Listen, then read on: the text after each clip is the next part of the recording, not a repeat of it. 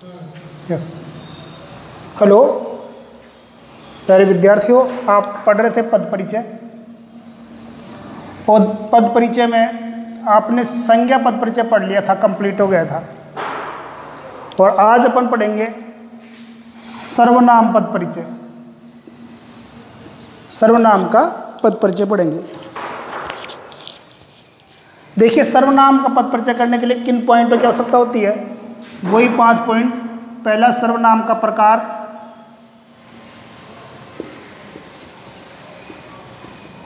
दूसरा, लिंग।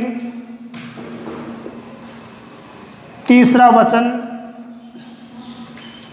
चौथा, कारक। और 5वां, क्रिया से संबंध।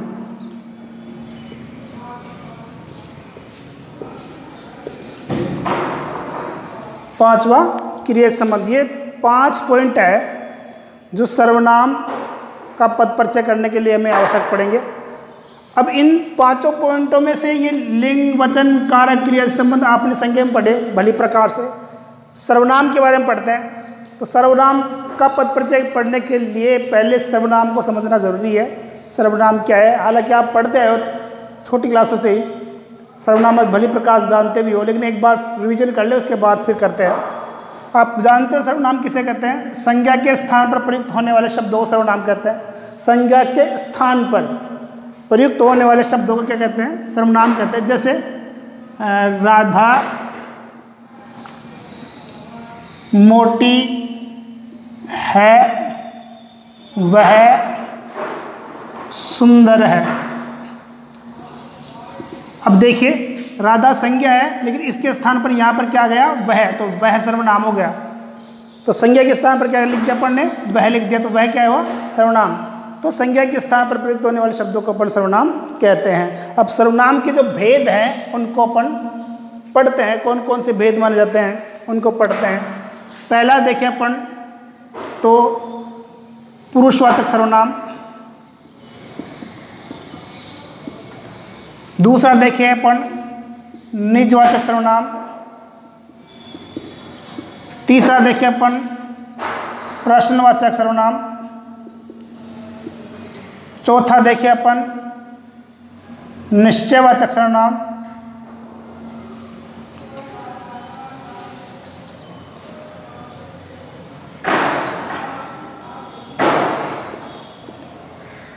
पांचवा देखें अपन अनिश्चयवाचक सर्वनाम।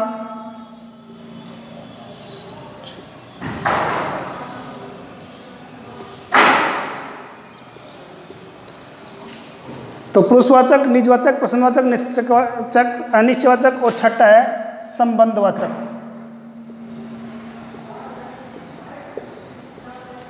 ये 6 सर्वनाम माने जाते हैं। अब इनको समझते हैं, शॉर्ट में समझने का प्रयास करें। इस पुरुषवाचक सर्वनाम के 3 भेद होते हैं। पहला प्रथम पुरुष सर्वनाम, दूसरा मध्यम पुरुष सर्वनाम, तीसरा अन्य पुरुष सर्वनाम। प्रथम पुरुष में जो आते हैं वो आता है मैं, हम, मेरा। मध्यम में आता है तू, तुम, आप सब। अन्य में आता है वह, वे सब। मतलब इसका वाक्य बना सकते हैं, मैं विद्यालय जा रहा हूँ, हम विद्यालय जा रहे हैं। ऐसे अपन बना सकते हैं। चलो इसको हटाओ, उसमें डाल देंगे इसको।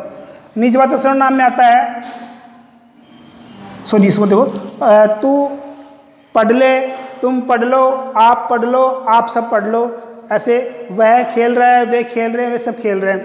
निजवाचक में मैं, स्वयं, खुद, ऐसे शब्दों का प्रयोग होता है। जैसे मैं पढ़ता हूँ, मैं स्वयं खेलता हूँ, मैं खुद खा लूँगा। तो यहाँ निजवाचक सर्वनाम में सिर्फ खुद की ही बात होती है। लेकिन पहले इसको वापस पुरुषवाचक सर्वनाम को समझ ले। जब कोई बात को कहने वाला होता है वो प्रथम पुरुष सर्वनाम होता है। कोई बात को सुनने वाला जो होता है वो मध्यम पुरुष सर्वनाम होता है। और जिसके बारे में बात कर रहे होते जो अन्य होता है उसको अन्य पुरुष सर्वनाम कहते हैं। वापस देखिए, जो कथन का कहने वाला है वो होता है प्रथम पुरुष सर्वनाम।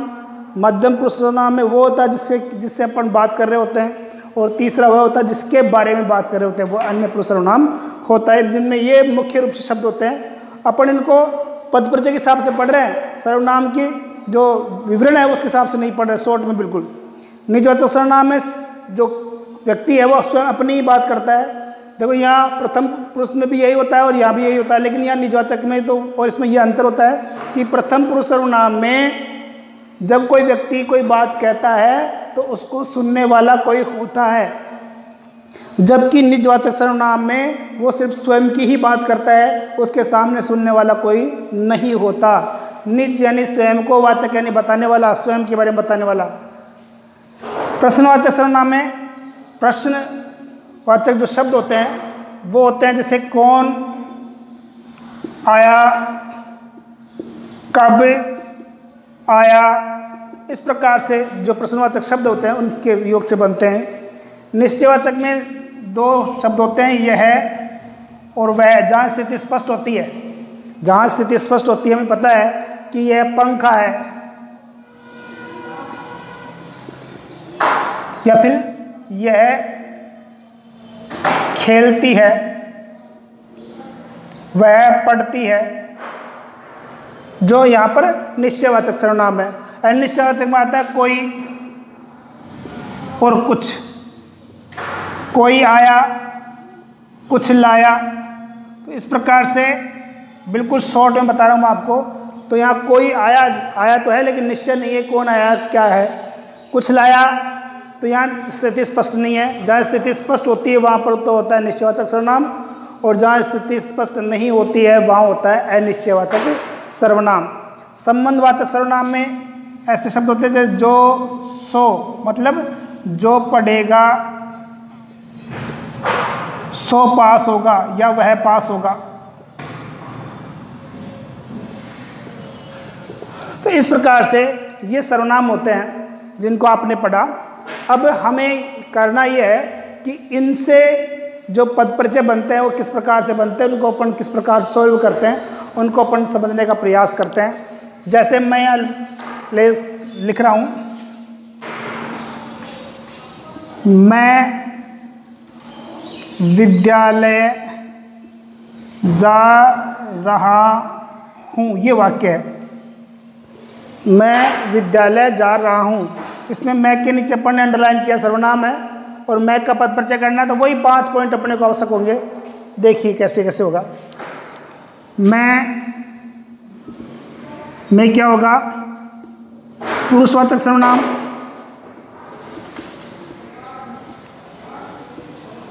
और पुरुषवाचक का कौन सा रूप है इसमें, प्रथम पुरुष सर्वनाम, क्योंकि वो कह रहा है किसी से कह रहा है कि मैं विद्यालय जा रहा हूँ। तो यहाँ कौन सा हो गया, प्रथम पुरुष। कोष्टक में इसको बंद कर देंगे। अच्छा, मैं विद्यालय जा रहा हूँ, देखो इसका लिंग का निर्धारण क्रिया से होगा। सर्वनाम का लिंग का निर्धारण क्रिया से पता लग जाता है अपने को। मैं विद्यालय जा रहा हूँ मतलब पुल्लिंग है और एक वचन है, तो अपन लिख देंगे पुल्लिंग एक वचन कर्ता कारक, और जा रहा हूँ जाना क्रिया करता, क्योंकि ये काम कौन कर रहा है, कर्ता कर रहा है। तो जाना क्रिया का कर्ता। इस प्रकार से आपका ये पद परिचय होगा। जैसे मैं और लिखता हूँ,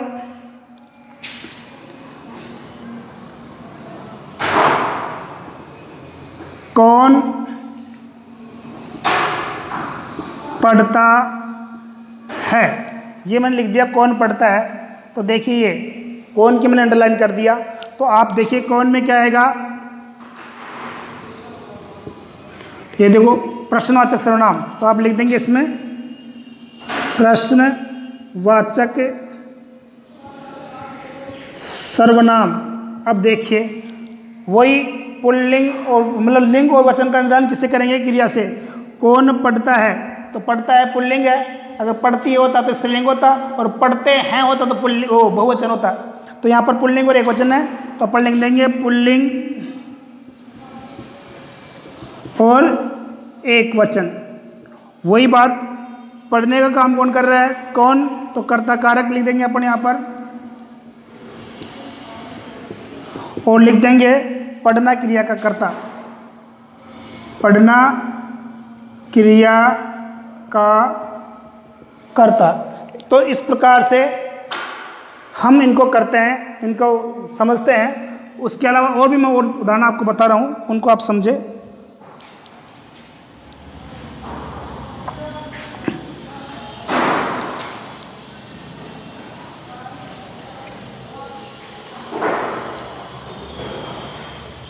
देखिए,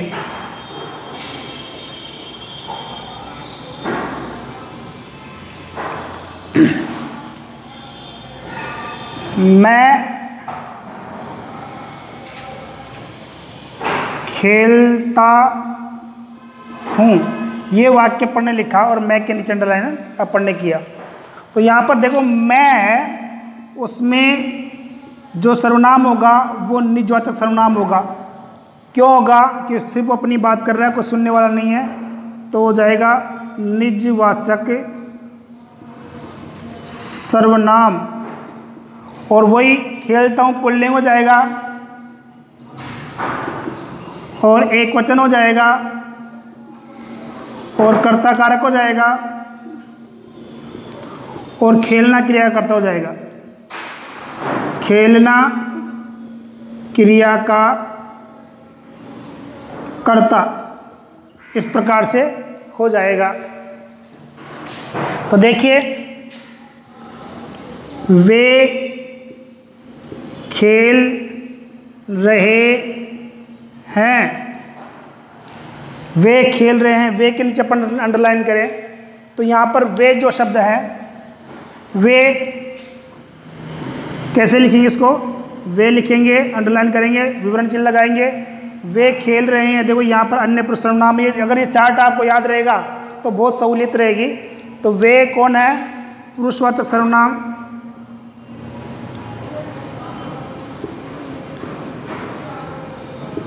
देखो, वे पुरुषवाचक सर्वनाम, और पुरुषवाचक में कौन सा भाग है इसका?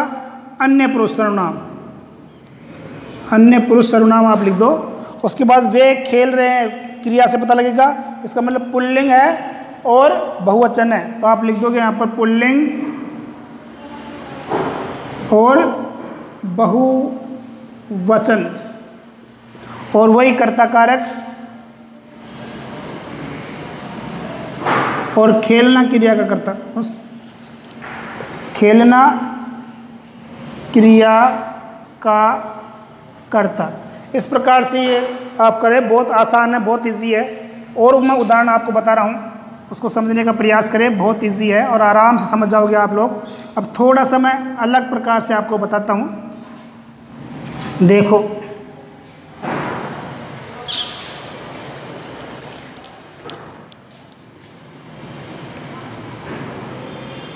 यह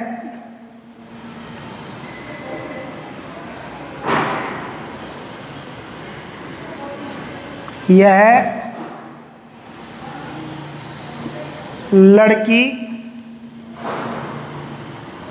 उसकी साइकिल या पुस्तक पढ़ती है। अब देखिए, इसमें यह लड़की, उसकी, लड़की के मैंने अंडरलाइन कर दिया और उसकी के भी मैंने अंडरलाइन कर दिया, दो के अंडरलाइन कर दिया। अब यहाँ समझे कि जो लड़की है वो सर्वनाम नहीं है, ये तो संज्ञा है। तो संज्ञा कौन सी है लड़की में? जातिवाचक संज्ञा। ठीक है साहब, जातिवाचक संज्ञा हो गई। लड़की स्त्रीलिंग हो गया, एक वचन हो गया। यह लड़की उसकी पुस्तक पढ़ती है, एक वचन हो गया। तो ये उसकी पुस्तक पढ़ती है, तो लड़की, ये पढ़ने का काम कौन करती है? ये लड़की करती है। तो क्या हो जाएगा? ये में कर्ता कारक हो जाएगा और पढ़ना क्रिया का कर्ता, क्रिया का कर्ता। बहुत आसान है। उसकी पढ़ने लिखा, तो ध्यान दे, यह और उसकी में संबंध है। ये लड़की उसकी पुस्तक पढ़ती है, तो क्या हो जाएगा? संबंधवाचक सर्वनाम, वाचक सर्वनाम और कुछ यह लड़की से, यह से संबंध बता रही है तो लिख दोगे आप यह से संबंध। आगे लिखोगे आप इसके यह लड़की उसकी पुस्तक पढ़ती है, जो उसकी है, उसकी किसके लिए है, ये उभयलिंग है। अब किसकी पढ़ रही है, लड़की की पढ़ रही है, लड़के की पढ़ रही है, पता नहीं अपने को, तो अपन लिख देंगे उभयलिंग,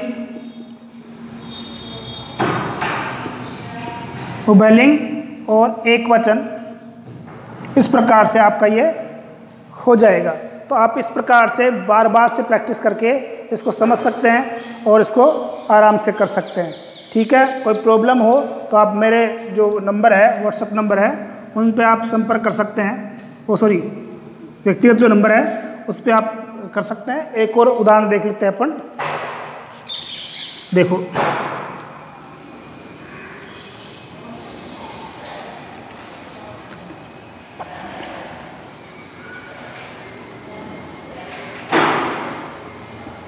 तुम सब लड़कियां या फिर तुम सब लड़के हाथों से वस्त्र धो रहे हो। तुम सब लड़के हाथों से वस्त्र धो रहे हो। तो मैं इसके तुम सब के हाथ, इसके और वस्त्र के हाथ अंडरलाइन कर रहा हूँ। इसको समझ लोगे तो ये आपको संज्ञा और सर्वनाम दोनों कंप्लीट माने जाएंगे। तुम सब को देखो, तुम सब जो है इसको अंडरलाइन किया तो देखो यार तुम सब कहाँ आ रहा है, तुम और तुम सब यहाँ आता है, तो आप लिख दो कि इसमें पुरुषवाचक सर्वनाम,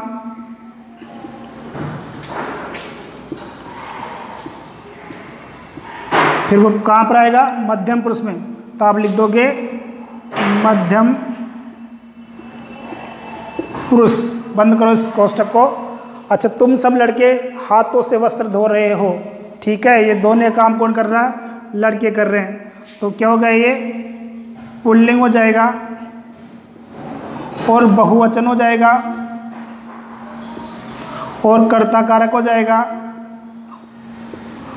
और धोना क्रिया का कर्ता हो जाएगा। धोना क्रिया का कर्ता। इस प्रकार से ये आसान है। लड़के, इसमें जातिवाचक संज्ञा हो जाएगा क्योंकि लड़के कोई नाम नहीं है। जातिवाचक संज्ञा पुल्लिंग बहुवचन, क्योंकि लड़के बहुत सारे हैं, बहुवचन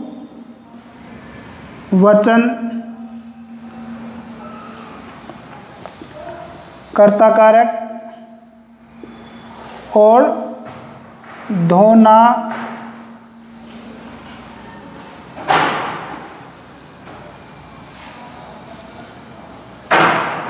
क्रिया का कर्ता।